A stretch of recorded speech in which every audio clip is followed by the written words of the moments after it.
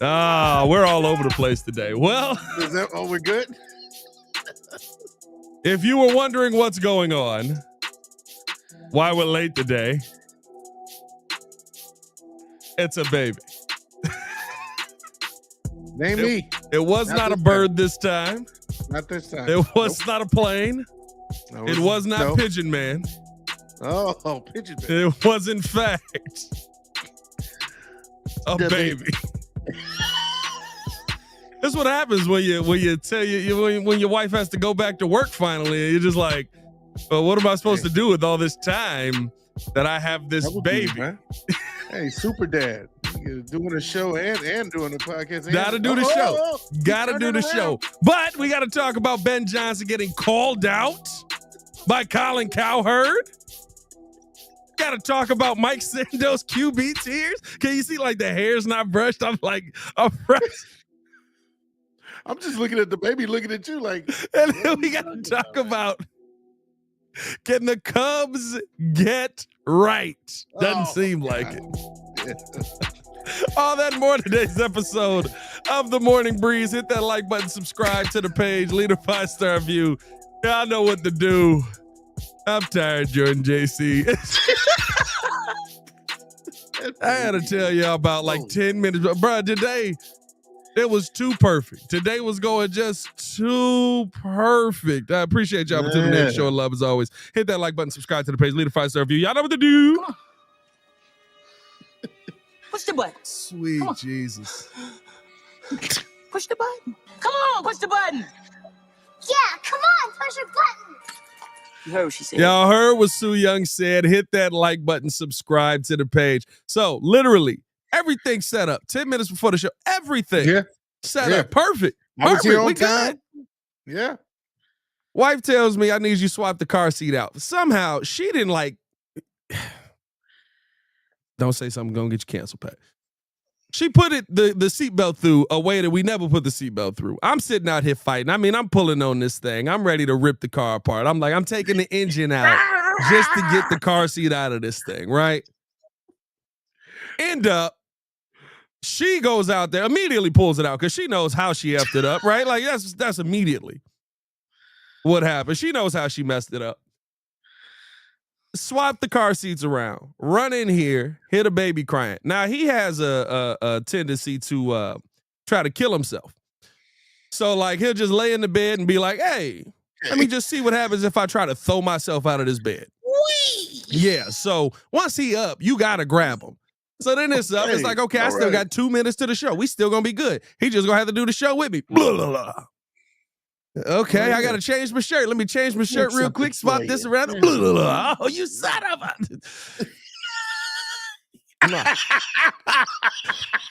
The look up was perfect. Like, you talking about me? All right. Oh, God. But we're still here. We still got a show to do. We appreciate y'all for tuning in and showing love as always. Hit that like button, subscribe to the page, leave a 5-star review. Y'all know what to do. Let's start it off here. Jordan JC is Colin Cowherd. The cow. Listen, I don't even know if this is on purpose at this point. Yeah. I don't know if this is him being clickbaity or whatever he's trying to do. But he's calling out Ben Johnson essentially for trying to protect Caleb Williams, as he says. He talks about how he believes that, Caleb Williams is not ready. And just like a tech program might do, we're going to push back the launch of this idea until it's perfect, but it's going to be revolutionary, his exact words. Wow. And he's calling out Ben Johnson for essentially trying to hide Caleb Williams from the world before he's ready to go out there and show out in this offense. And my only statement would be to Colin Cowherd, have you lived under a rock for the last 7 months? He's trying to protect Caleb Williams from criticism that you're giving him anyway. Because from what it sounds like, you guys had a little falling out and Caleb told you kind of like, hop off. Yeah. And now you're taking every chance you can to take shots at him, is what it seems. But he's trying to shield him from criticism that has happened for the last 7 months. Anyway, before he took a snap with Ben Johnson, before he got on the training camp field, he's trying to shield him from criticism of a video of him throwing footballs at the net. He's trying to shield him from the criticism of a bad day at practice. Except he hasn't done any of that. So why would he try to shield him from criticism now? Colin, at least make your points make sense. I know you've been in this game a long time. I know there's a lot of people that respect you. You're reporting out west. I gave you credit about the whole Caleb Williams didn't want to be a Chicago Bear thing, right? I was like, listen, if Caleb won't want to be a Bear, but he's saying he wants to be a Bear. All of a sudden, it does come out that those statements were true. I came back and gave you credit on those statements. You got to at least stand on what you say, bro. There has to be some level of credibility to what you say. And this truly just doesn't make sense. He hasn't protected Caleb, or I shouldn't even say protected. He hasn't shielded Caleb. He hasn't treated Caleb like he needs to be protected. He's treating him like a franchise quarterback who, by the way, Jordan JC, I had to go through and look this information up. By the way, did a lot of research this morning when I woke up this morning. Yeah, I had time. There wasn't a baby hanging off of my chest. Hey, baby. You know how many times Jared Goff played in preseason under Ben Johnson? Please tell me. Once he threw 4 passes. Barely. And that is coming off of a terrible season. Going into the next season, he had 1 drive. He was 3 for 4 versus the Atlanta Falcons for 47 yards. He doesn't play his quarterbacks in preseason. This is how he goes about his business, which is how a lot of smart head coaches go about their business. You know how many times Sean McVay has played his quarterbacks in preseason? Again, would I like to see Caleb play preseason? Sure. I told you that yesterday. Yeah. But let's not pretend. Let's not act like it's because it's going to be this revolutionary vision of Caleb Williams out there balling out. You don't have to. We've seen both sides of this. And it's like I said at the start of this when he announced they weren't going to play. You'll find out if it was the right decision based on how he looks in week 1. That's the bottom line. Your thoughts, Jordan JC. Sorry. Whenever Colin speak, I get on my little soapbox and the soliloquy be flowing. Get on your high horse. No, say all the things you need to say, because we've seen exactly how insane this man has been with his takes for quite some time. But the fact that you can come out and say that you think that Ben Johnson is somehow guarding him or keeping him, behind closed doors so nobody knows that Caleb has to grow and mature and we already know that. And you're saying that he needs to hide him from criticism. Caleb Williams has dealt with criticism since his USC days. He dealt with criticism from talent evaluators saying that he's not a good leader. He's dealt with criticism during the draft. He's dealt with criticism on his own personal preferences, whether it be painting his fingernails, whether it be this, whether it be that. You're not going to sit here and say all of a sudden, oh, now he needs to be, coddled like you're doing with your baby now. Caleb Williams is not a baby, okay? Oh, no. Yeah, you need that, okay? Caleb Williams not a baby. He's been in the league for a year now. Nobody needs to coddle Caleb Williams. We understand that this is the first year install of an offense. It's looked good sometimes. It's looked bad sometimes in training camp and in mini camp. And yes, we would have liked for him to get a few reps in live action. That is true. Colin Cowherd said everybody but Tom Brady, or everybody including Tom Brady, jokingly played at quarterback this past week. Sure, we talked about the Joe Burrows and the Russell Wilsons and everybody at least getting some time during live action, and Caleb didn't. But what we also didn't mention, I kind of alluded to it yesterday. Brad Biggs talked about the fact that before the game started, they went through a unusual, I believe, hour long warm up with all of the starters, and so Ben Johnson has his own plan to go about this. My thing is, if we can sit here and start saying that we trust Ben Johnson when he got hired, and this is the guy that everybody wanted, and he's this genius, then don't get off the bandwagon now and then start questioning his methods. Start questioning his reason for doing certain things. Now, I agree. I do want him to play this week. I do want him to start and get more reps. Yes, live action is better than anything you can do in practice. Live action is better than anything you do in training camp. However, to sit here and say that, oh, he's hiding him from the world, he's doing this, stop yourself. That's just as bad as the take of the other guy that's on your show that said something about the fact that he's liking. Well, no, that was actually just stupid. That was actually just stupid. Stupidity all around. like whoever you're associated with, that's his guy when he's not there. Like, what are you talking about? He's comparing him to Johnny Manziel already, who, by the way, he already has better stats than Johnny Manziel. Johnny played 2 seasons, and Caleb's got better numbers than Johnny Manziel. Better numbers does. Overall. And so, again, this take Johnny has more interceptions than Caleb. It's utterly ridiculous. But I side with kind of what Nick Wright said. He said by Thanksgiving, he thinks that Ben Johnson and Caleb Williams will be on the same page, and that this thing is going to be humming, and we're going to see what we believe Caleb was. Yeah. Now, I say the same thing. I think that Caleb will eventually get to the star status, the level that we want to see, where he's consistent, that he understands the install, he understands the playbook, the scheme. All of these things are still new, so we have to be patient. All of these pundits just talking out the side of their lip, just stop yourself, calm down, and just be patient. By the way, we are over 100 in the chat. Over 200 in the chat. Okay. 200. Good morning. Good morning, ladies and gentlemen. Appreciate y'all for tuning in, showing love. Hit that like button, subscribe to the page. I think here's what irritates me too. The conversation is never the first team offense didn't play. It's just Caleb. It's not, hey, you didn't play your offensive line. That's the question I asked about when I talked to him at preseason, right? I said, Coach, not for nothing, you've got a brand new offensive line that you're trying to gel together and get to work together, and you're not playing them. Is that not concerning to you? Is that not a problem that they're not going out there?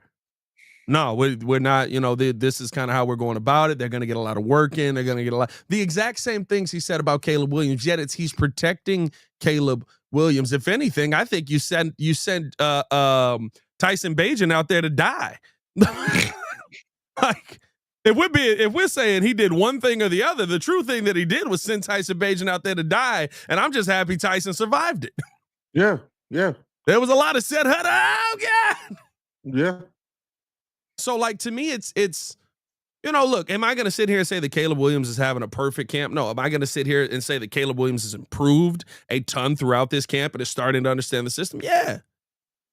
And the thing is, we can't hold our standards. Oh, my wife brought me a cup of coffee. That's nice. We can't hold our standards. She better bring me a cup of coffee after that goddamn seatbelt. To what has happened here before. Because there are good quarterbacks that played in preseason. There's also good quarterbacks that didn't play in preseason. And by the way, to use Pat Mahomes as a joke, Pat Mahomes came in for one snap, one pass, scored a touchdown, and didn't play again. That was useless. I'm out of here. That was useless. I'm out of here. Just like last year. Remember, Caleb came in one play, threw it to DeAndre Swift. He ran a touchdown. He didn't play anymore. Yeah. That was also useless. Yeah. So it's just like, to me, I understand the reps conversation. I understand wanting to see him play. I understand all of these things. But to say Ben Johnson's wrong just because of what he's always done, this isn't new. This is how Ben Johnson operates his offense. This is how Ben Johnson runs his team. He did it when he was the offensive coordinator for the Detroit Lions this way. Jared Goff didn't play in preseason for 2 years. Nobody said a word when he came out balling. In fact, the conversation on Jared Goff before that was, this dude is mid. He absolutely needs to play in preseason. Didn't play the first game. Did play the second game. And I believe he started that season off 14 touchdowns, 3 interceptions. Now again, Jared Goff, different situation, had been in the NFL much longer, had been to a Super Bowl, had been with Sean McVay. There's a lot more conversation around Goff to utilize him that way than I think there is around Caleb. But to say that it's a protection of Caleb Williams when this is, I'm gonna be real with you, bro. I know it's early, and maybe this is just a Bears thing, and maybe this is recency bias. Caleb feels like the most attacked quarterback in football. People treat Caleb like he threw for 200 yards and 7 interceptions last season, no touchdown. Bro, people treat Caleb like he had a worse rookie season than Bryce Young did. Bro, I am truly like, I get criticism. I get saying, hey, you should be here. You should be able to make this play. But we're acting like Caleb Williams was just this clueless quarterback last year in a great system. There are specific stats that have him better than Jaden Daniels.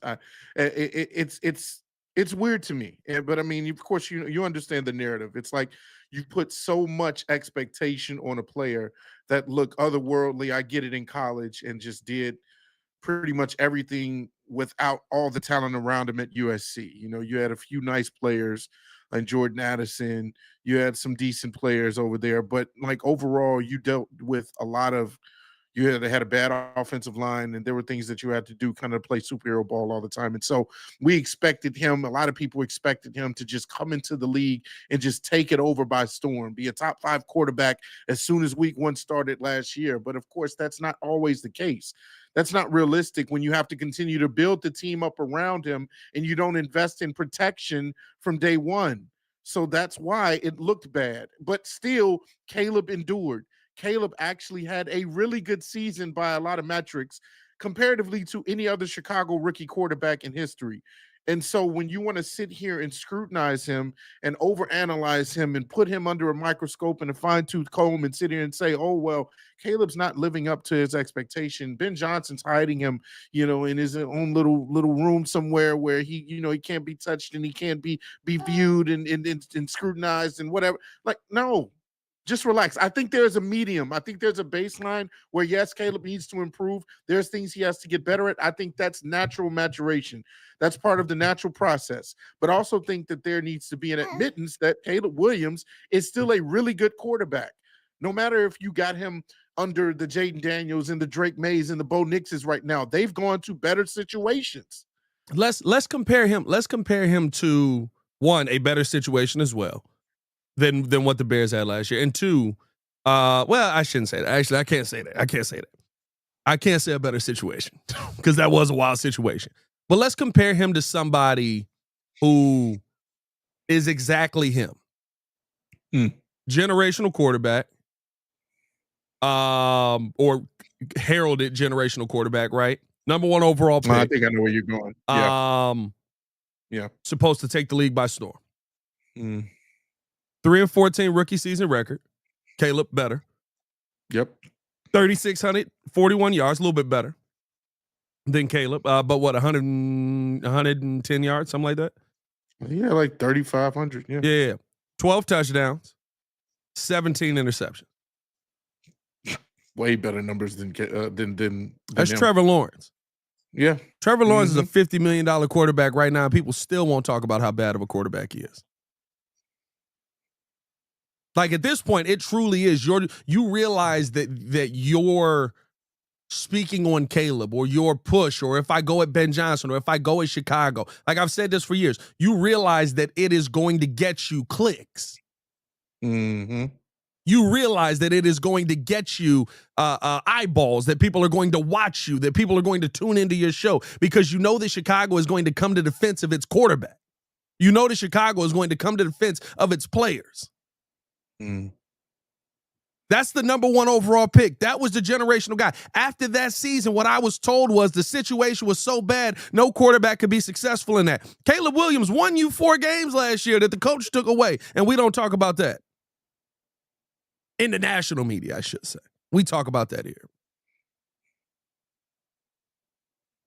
It's so goofy how some of these mugs are reacting to Caleb Williams. And most of it is because of him painting his fingernails. Most of it is because of an off-season book that was written. Most of it has nothing to do with the actual play on the field, because when you start to go through the plays on the field and what Caleb had to overcome to make any play, you have to go, you know what? It's kind of impressive that kid survived.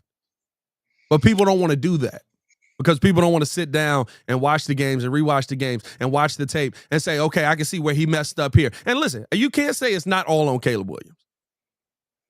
After going back through it and looking through, last season, I kind of did that this offseason. I was like, okay, let me kind of prepare for the season in this way. I think PFF gave 19 of the sacks were on Caleb Williams. I'd say probably about 25, 26 of them. Yeah. Okay. That's a lot. That's a lot. That's bad. 25, 26. There are probably 20 of those that are drive killers. Mm-hmm. So it is Caleb Williams having to figure it out like a rookie. You know what I mean? Gotta get better. Like a rookie. That's still a lot of sacks that's not on him. Yeah, 2/3. That's still a lot of sacks on said. Oh, here we go. Yeah. So it truly is like you have to sit there and see what this young man went through and see that he's giving you one of the better rookie seasons for a terrible situation. Other quarterbacks that went through that weren't throwing 3,000 yards. So I don't know. To me, it's the criticism of Caleb has gotten to a point where it feels more personal. Colin's always felt personal. It feels like Caleb Williams was like, "Hey, buddy, how about you hop off real quick?" And it was like, "Oh, okay." It's a little much. It's a little much. Trying down this guy. And after that is, oh my God, this dude, worst quarterback I've ever seen in my life. Like, shut up, dude. You were glazing this mug 20 minutes ago.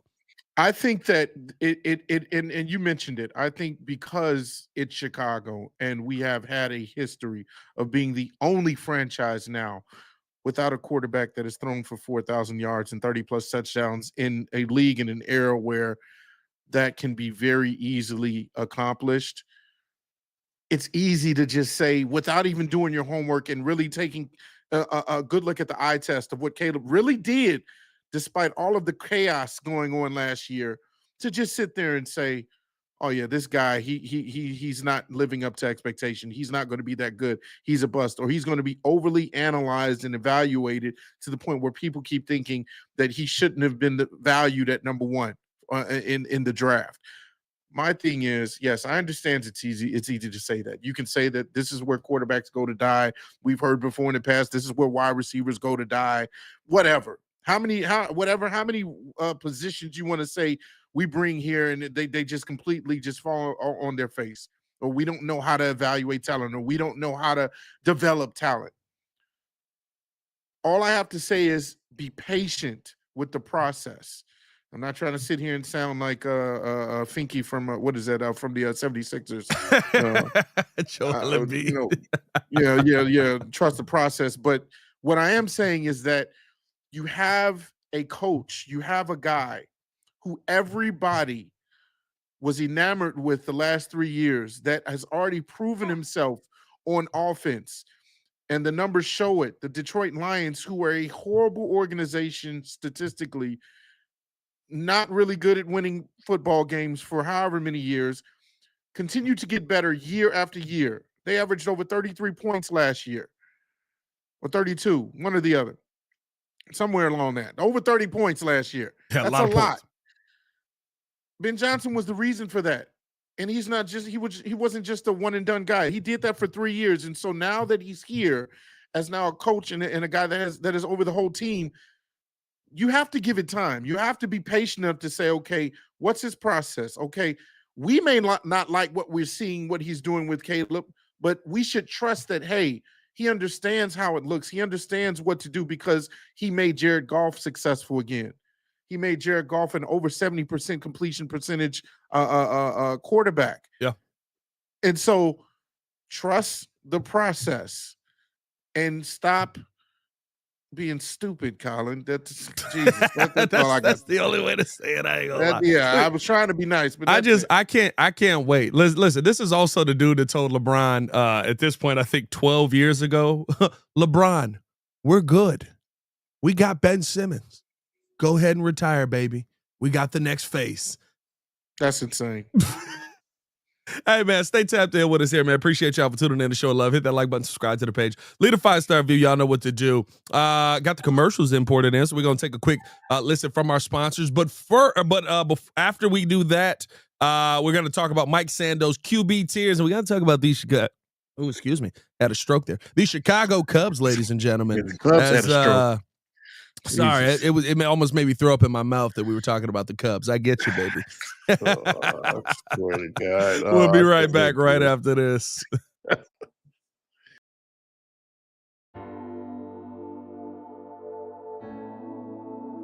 Appreciate you guys for tuning in and watching the show. Today's episode of the podcast is brought to you by Aura. Have you ever done a Google search on your own name? You'd be surprised what pops up. Your full name, email address, home address, health records, your relatives. It's all out there. And that's why I've been using Aura, the sponsor of today's video. Aura shows me which data brokers are selling my information and automatically submits opt-out requests just for me. Cleaning up my information not only helps reduce the amount of spam I get, but it protects me from hackers who could use that information to help them access my social media, bank accounts, and other sensitive information. It's really simple to set up. I don't have to download several apps or go to things like antivirus, VPN, password management, parental controls, identity theft, but you can get all of that in one place with Aura. I get everything at one affordable price as well.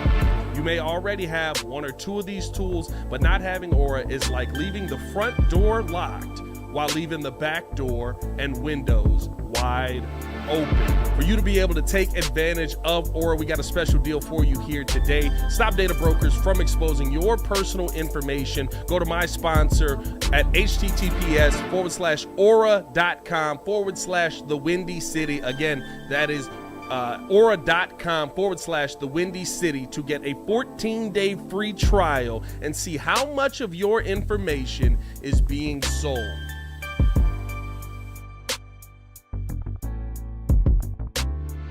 Breeze Nation, what is good? It's your boy Pat the Designer back at it again. Ladies and gentlemen, we got merch. That's right.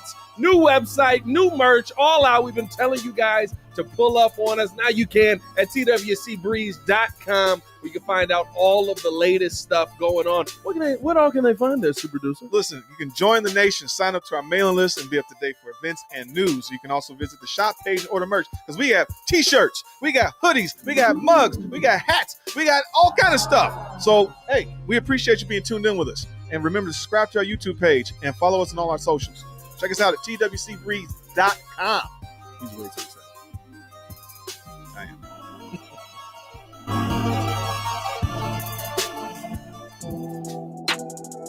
That's right, ladies and gentlemen. The villain music is back.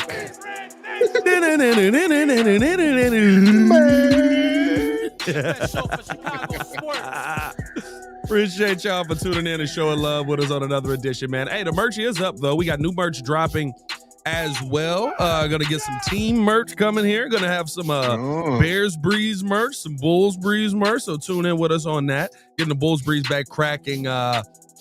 Probably once we get out of training camp and get a little closer to the season. Nice. And then Bears Breeze, Steve-O Speaks rocking out on the Bears Breeze. Shout out to Steve-O, man. Appreciate you for showing love over there, man. Make sure y'all subscribe over there and tune in with Steve-O on that channel. All right, let's jump back into it. JC, as we talked about Caleb Williams being unjustly attacked. Now he ranks 23rd. No, I'm just yeah, no. Mike Sando put out his quarterback rating list, and he tiered it into 5 tiers, which I'm not gonna lie to you, bro. Mm-hmm. The 5th tier just disrespectful, bro. Why did he do Kenny Pickett like that, bro? Yeah. So there's 32 starting quarterbacks. He added rookies in, and then in tier 5 at 34. He's just got Kenny Pickett down there by himself, and it just says tier 5, best suited as backup. Dang it, bro. You could have just left Kenny off the list, bro. Yeah, that's messed up. That's messed up. That's so disrespectful. That's a personal shot. That was beef. That was a Colin Cowherd. You know, he stuck his neck out for Kenny Pickett. That was Colin Cowherd beef right there. Tier 1, he has Pat Mahomes, Joe Burrow, both tied for first. Josh Allen, Lamar Jackson, Matthew Stafford. No argument from me. Tier 2 starts off Jaden Daniels, Justin Herbert, Jared Goff, CJ Stroud, Jalen Hurts, and CJ Stroud tied for 9th. Baker Mayfield, Dak Prescott, Jordan Love, Brock Purdy. Tier 3, Kyler Murray, Aaron Rodgers, Tua Tagovailoa, Trevor Lawrence, Geno Smith, Bo Nix, Sam Darnold, Drake May, Caleb Williams coming in 23, Bryce Young, and Kirk Cousins. Tier 4, Russell Wilson, Justin Fields, seems very apropos. Michael Penix, J.J. McCarthy, which I don't even know how he's making the list. Daniel Jones, Joe Flacco, Anthony Richardson, Spencer Rattler, and then tier 5 all alone, Kenny Pickett. Do you agree with the list, Jordan JC? There's a few names I would change in and out. I'm gonna be honest. In my opinion, I feel like when healthy, Tua is a little bit higher on this list. The Tua hate is getting real loud. I ain't gonna lie to you. It's just like, he's trash. He is what he is. Yeah, no, I think he's a little bit better. I'm not gonna lie. I wouldn't have put Brock Purdy in tier 2. I understand he's at the bottom of tier 2, so that's kind of like the worst of the best in the sense, like he could be tier 3 at the top, but I wouldn't put him there.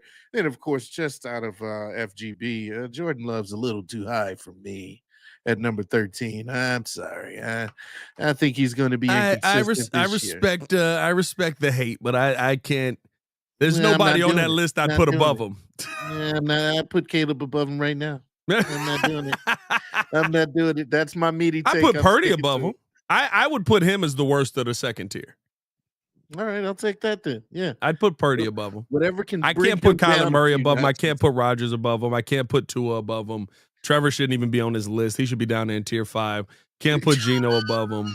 That's your hate. That's your Colin Cowherd. You can't stand Trevor. No, my beef with Trevor is that Trevor actually like loses his team football games, like just throws the ball to the other team. Just gets paid more money. And just got $50 million and nobody talks about it. Like nobody says anything. Like somebody say something. If I got to be the only one to say something, maybe it is me piling on. But he's not good.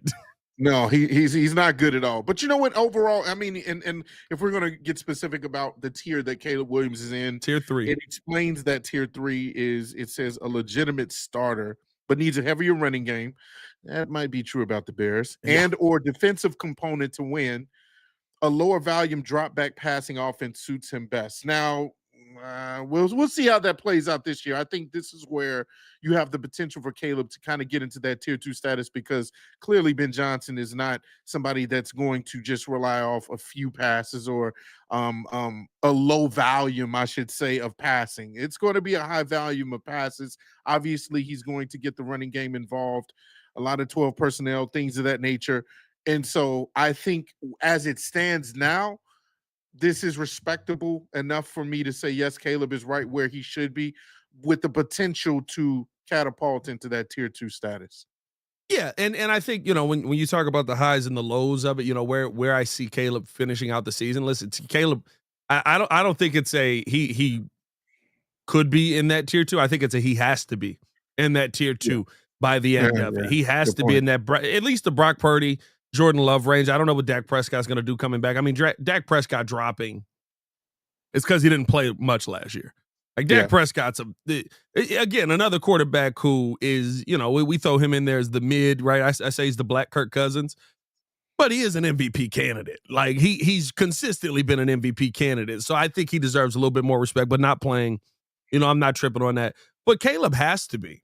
With everything you've invested this year, with the improvement, Caleb, I will say this year, he's gotten something none of these other quarterbacks we've talked about in the history have gotten. An offensive line. Like, there's no question about it. Like, you got the best center available. You got a solid right guard. You got the best left guard on the market. You may have a left tackle actually in place, not named Braxton Jones.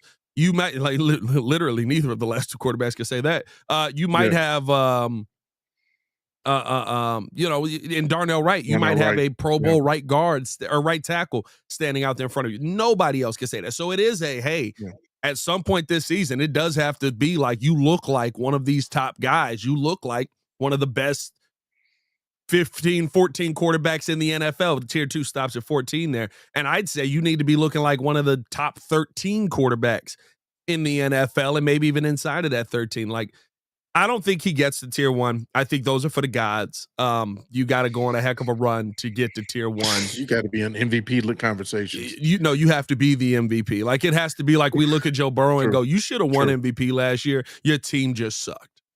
Like, it has to be one of those situations. Pat Mahomes, of course, a football guy. Joe Burrow, football guy. Josh Allen, football guy.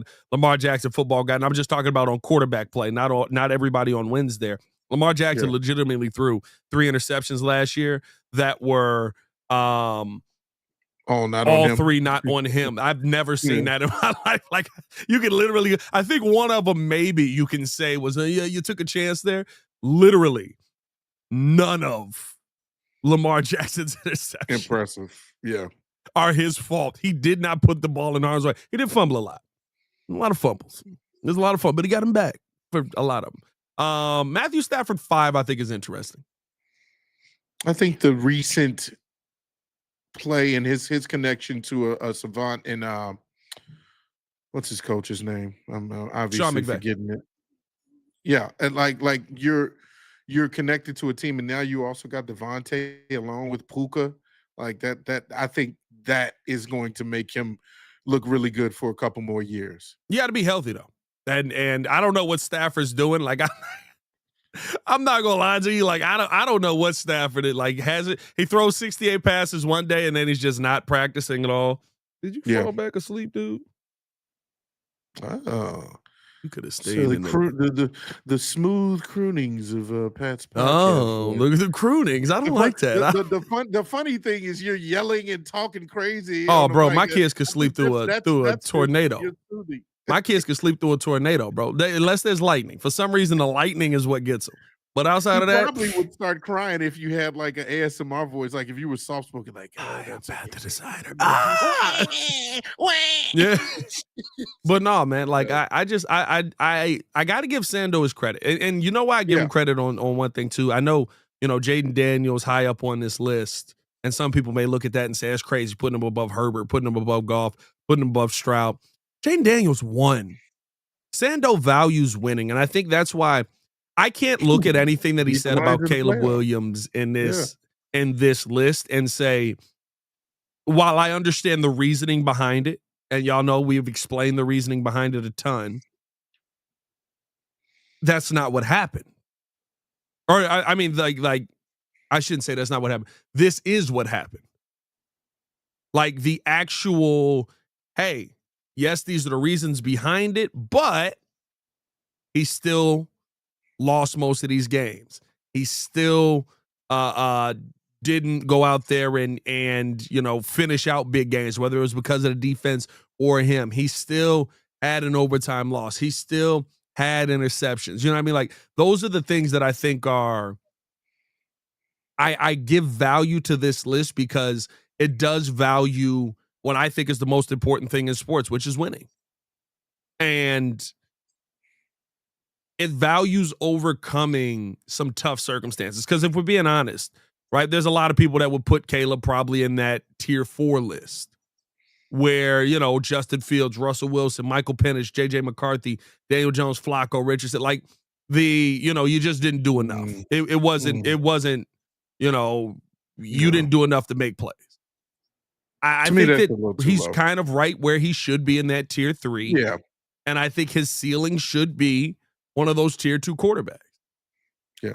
One of the things that you mentioned when you were talking about the tier 1s is the football gods, and Josh Allen being one of them. It's ironic that we've talked about maybe comparing the start of Josh Allen's career to kind of what Caleb is going through, where you can clearly see the potential, the arm talent, and all of the things that he can bring to the table. but it's not yet realized. It's not fully there yet because of either the team around him or he just needs to develop.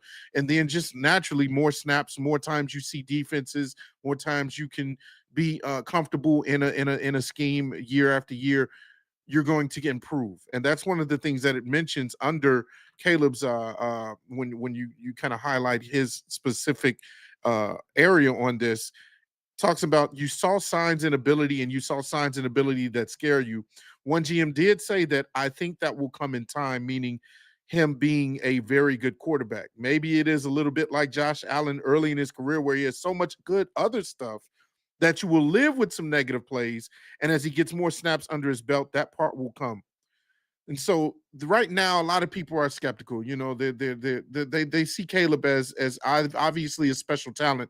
That is obvious, but then it's kind of, you know, teeter-tottering between, well, is he going to have a better chance at processing plays quicker? You know, can he get the ball out quicker? Yeah. Is he going to accept the small plays instead of always looking and searching for the hero ball and the throw down the field? You know, will he turn into that type of quarterback? And I think because you can look at Josh Allen and see the trajectory that he got on and how he eventually understood it and got it, I think that you can say the same for Caleb, that eventually he will put it all together and then start skyrocketing, and like I said, into that tier 2.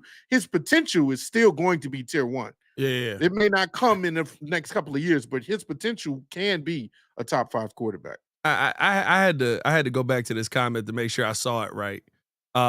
Shout out to Gucci Finesse. Gucci always support the channel. Came out to the live event. He good people's man. He cracked me up. He literally, when we drafted Coastal Lovely, he literally did what he did when we watched the game. He said, "I'm gonna go smoke this blunt." I'll be. It never came back. It was amazing. A little stressed out. But now it makes sense why Gucci hate Caleb so much. He don't know how to evaluate quarterbacks. He said, "How does it value winning?" But Burrow is 2. What? And like the best statistical. Joe Burrow won 9 games last year with a team that was dog water. Yeah. Had the best stats offensively. That makes so much like I thought. I was like, man, like Gucci really hate Caleb Williams. I thought it was just a Justin Fields thing. He just don't know what he looking at. And Joe Burrow's been a beast for years. Got to the championship. Like, how you win 9 games with that team last year? By the way, that defense still look horrible. Horrible. And they put that starting defense out there against the twos. That defense got cooked. Shout out Gucci. Bro, man. We still love you. No, I love Gucci. I ain't gonna lie to you. He cracked me up. He truly was. Like, seeing it in person was one of the funniest things I ever seen in my life. That we drafted Coastal Lovely. Gucci said, "Let me go roll this blunt. I'll see y'all later." And never came. He never came back, bro. He didn't come back. He never came back, bro. He was gone. Man, I'm going home. Gucci, I think Gucci, didn't you used to be in here for the Bulls games too? And like That's the Bulls hilarious. would get down when we really do Bulls are live cheaper calls. I than think the Gucci would be in here for the Bulls games.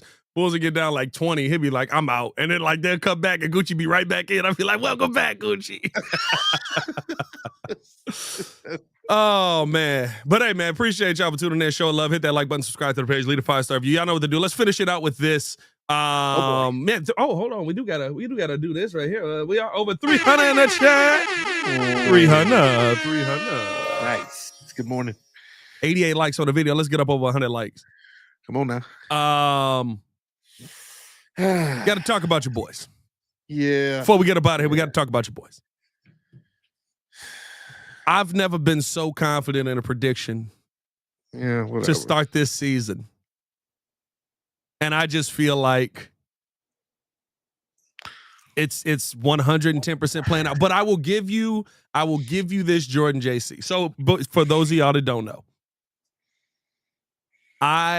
before the season started, Cubs fans were hype. Y'all got, you know, it was a hot preseason or spring training. Mm-hmm. And I was like, hey, like the exact same thing's going to happen. They're going to get hot. They're going to win a bunch of games. They're not going to invest at the trade deadline. They're going to start losing a bunch of games. And they're going to probably end up fighting for their lives at the end of the season. Now, I did say as well that I thought that they might miss the playoffs. The NL wildcard race is so trash. If y'all miss the playoffs, you'll never hit the end of it for me. Like I think they're up 6.5 games in the wild card. Like, there's no way that they shouldn't. With the Padres. But I'm saying to actually like get out of the wild card. Like I think St. Louis Louis is. Yeah. St. Louis is what 54-50, something like that. Like if they find a way to lose, it'll be incredibly devastating. Yeah. I truly believe the way that your owner thinks. This team thought that they had a World Series shot until Tom Ricketts and Jed Hoyer decided not to invest in this team after the deadline. And it took the air out of the balloon. I think after that, because the pitching still hasn't been, it ain't been great, but it hasn't been as atrocious as it was going into the break, where it was like, yo, y'all need pitching bad. I think coming out of the break, when you didn't add anything, the team went, oh, they don't care. They don't care if we win the World Series. They don't care if we go out there and dominate. They're not trying to invest in us, and I think that took the air out of the team. Jed Hoyer, you played around. I thought something so much more aggressive was coming. You shut up. Yeah, I could go there, but I'm not going to go there. You effed around and you found out. That's the best way I can say it. Is you have stepped your mid-season acquisition. You got some names that were okay. You got Andrew Kittredge, which I think was a real. I do like that pickup. The bullpen. Taylor Rogers has been meh. I like the utility pickup of Willie Castro. Willie Castro, I think, has been nice. And then you also got Michael Soroka, who to me has been kind of It's like you're trying to relive his glory days. Bro, he hasn't won a game in Chicago yet. Like, legitimately, he spent an entire season with the White Sox. He hasn't won a game in Chicago yet. I know. And so what you're basing things off of hope. Oh, well, previously he was like this and he was an all-star back and 2 years ago. We can revive him. Instead of trying to revive these sucky players that you're getting, how about you go out and actually get real talent? We were talking about trying to upgrade third base. I understand. I love Matt Shaw. Matt Shaw has elite leather at third base, I think, on defense. Nice rocket arm, very consistent there. But when it comes to his bat, he's not there yet. He's still trying to understand the majors. You could have went out and got Eugenio Suarez, which is what the conversation was, who now I believe has 37 home runs and 92 RBIs currently. You add that to this team, that would have been a nice piece to continue to catapult this team and to continue to keep going. The inconsistency, now you got guys like Imanaga who are not themselves now. And the whole entire team from top to bottom is just completely like fizzling out altogether. Usually when one player or one batter is not, is kind of hitting a cold streak, you got two other guys that are kind of hot. This whole entire team is just completely forgot how to play offense. They are 8-11 since July 20th. I got some numbers. Oh, stat guy. PCA is 2 for 30 in his last 8 games with 13 strikeouts, no extra base hits or RBIs. I mean, he was killing it in the beginning. We thought that he would be close to maybe a 40 home run, 40 stolen base guy.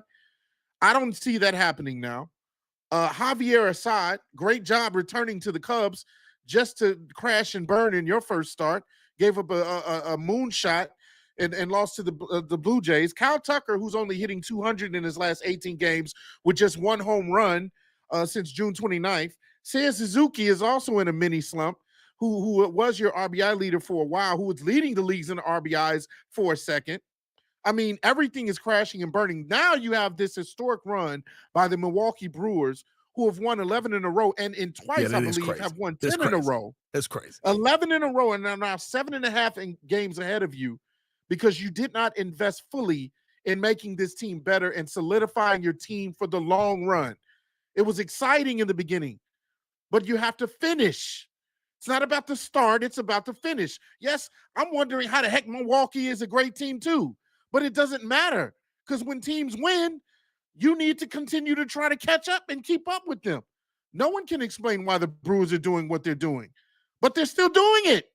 And now you got Craig Counsell, who's got pie in his face, sitting there looking like, oh, I don't know what to do. We're just going to rely on this offense. We know that we're great. He looks like a lost kid now in interviews.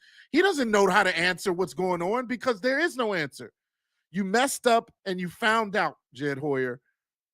You need to be like your predecessor, or however you said, the guy before you, Theo.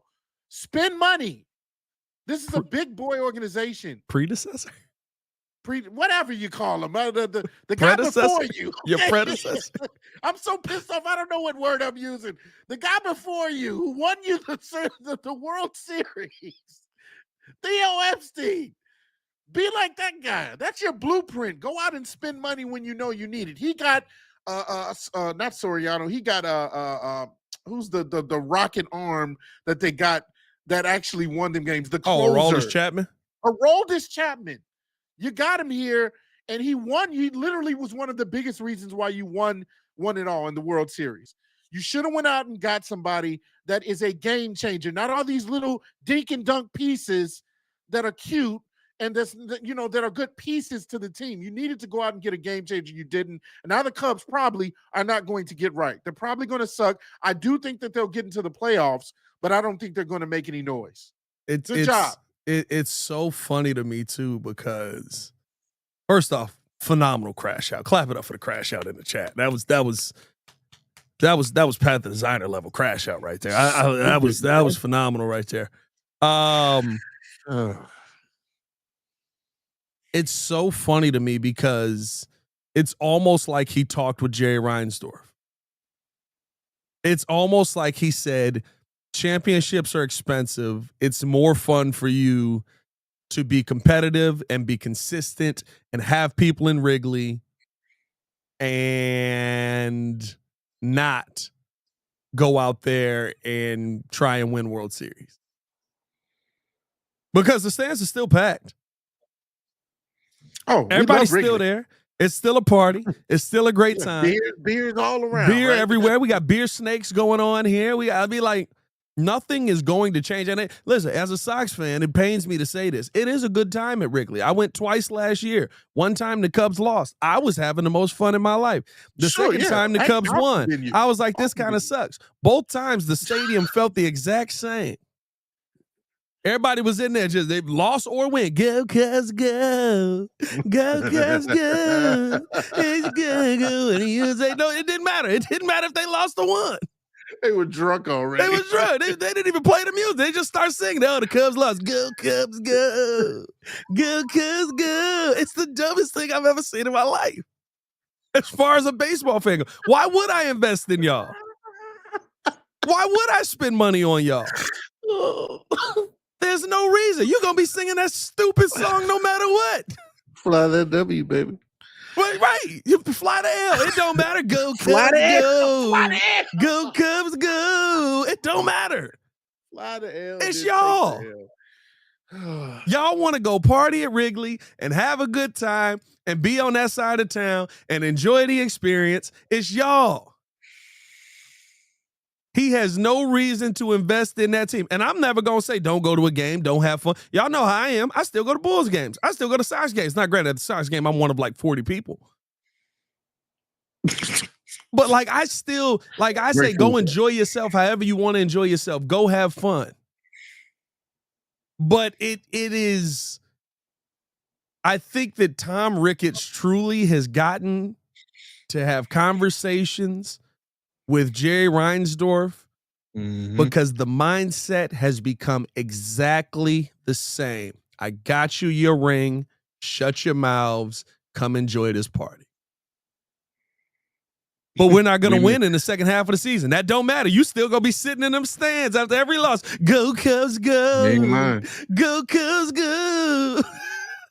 It's not going to change. Money is the move. Money is the priority for all these rich owners, and like, it's not going to change. So maybe Jed Hoyer's hands is tied. I don't want to believe that. I'm not going to use that excuse, but I honestly believe they're not investing as much as they could have or would have had they not won a World Series. So they've already made history. So I agree. I'll say this. I think you make it worse when who came out and said, I can't just think about the 2025 Cubs. I got to think about the 2032 Cubs. Like that was a hilarious statement, bro. I Really? Who the heck said that? I don't know if it was Jed or somebody. It was like, you can't just think about one team. You got to think about the future of the team when you're a GM. And it's like, boy, if you don't shut your goose. Man, if you don't get your, what are you talking about? Hey, man, let's finish it out. We got a couple super chats in here. Dan Tanner said, what up, fellas? I definitely agree. They should shut up and let Ben and Caleb cook. That's why Shedeur checked that one reporter for gaslighting. That was crazy. I ain't gonna lie. Buddy ain't never said nothing good. Like, I don't care how much. I dislike Mitch Trubisky so much by the end of it. I still would tell you if he had a good game. Buddy ain't never said nothing good about Shedeur. And old boy that's on the radio with him, hate him at this point. Papa Do That with a super chat said, what's crazy, seems like all Chicago sports organizations are bottom of the bin shoppers, like they want to win a ship with Dollar Tree players. That's exactly what they want to do. You think Jerry expected to win that championship with the team he put together in 2005? They was not thinking championship. They just could pitch their butts off. Yeah. Sitting there talking about, I trade 2 championships from the Chicago Bulls for this one White Sox championship. Yeah, you would. That's a spot on voice. Just a little bit of soup. Just a little Zuppa Toscana. You know what I mean? I just love a little soup. Zuppa Toscana. A little Zuppa Toscana. I love a good soup. A clam chowder. Eh? Hey, man, we appreciate y'all for tuning in to Show of Love as always. Hit that like button, subscribe to the page, leave a 5-star review. Y'all know what to do. Drop a bird down in the comments, in the actual comments. Game this Sunday. I got practice today, so I'll be heading up to practice probably in about an hour and a half, 2 hours. So Designer Driving Chronicles dropping as well. So stay tapped in on that. We also going to have another video coming out today about practice. So stay tapped in on that. What else we got? Oh, we got another super chat before we get out of here. Hypergenesis with the 499er said Cubs went from 2015, 2016 Cubs to the 2017 through 2020 Cubs in a week. Caleb's going to throw for 4,200 yards and 28 touchdowns, 7 INTs. Good stuff, fella. Shout out Hypergenesis. But hey, man, no, it's plenty of content coming you guys' way. Appreciate y'all for tuning in and showing love. As always, hold on, let me get over here and not drop this baby head. There we go. Yeah. Papa Do That. I just noticed Pat had a baby in his lap. He's been hold that baby forever. The best show for Chicago sports. Hey, man. Well, Mr. Medium Self, Jordan JC, it's your boy Pat the Designer back at it again. Y'all stay safe out there, Chicago. Bed down. One love. See red. Go White Sox. Go ahead and sing it, JC. Nope, I'm not. Go ahead and sing it. Fly that L. Come on, JC. It don't matter if you fly the L or dub. You know what y'all say. Go, Cubs, go. Go, Cubs, go. Hey, Chicago, what do you say? The Cubs are going to suck today. Oh, wait a minute now. Your dad was back there with me. Cub down. Start saying Cub down. Oh, boy. Whatever. Just noticed Pat had a baby in his lap.